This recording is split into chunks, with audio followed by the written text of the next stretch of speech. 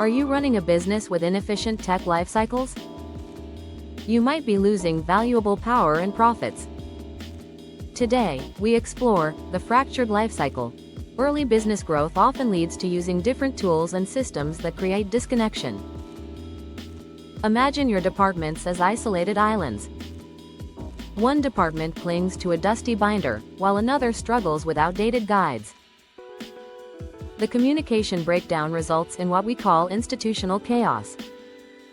When your systems don't interact, efficiency suffers. As a systems architect, my role is to resolve these friction points. I become the oracle, utilizing AI and more to unify data across your organization. Your team becomes in tune, your workflow a well-oiled machine. My second role, the architect, involves establishing updated SOPs that adapt as your systems evolve.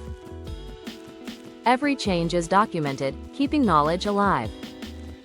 Lastly, as a sentinel, I enforce security and ensure proper training, creating a repeatable process that keeps your tech environment strong.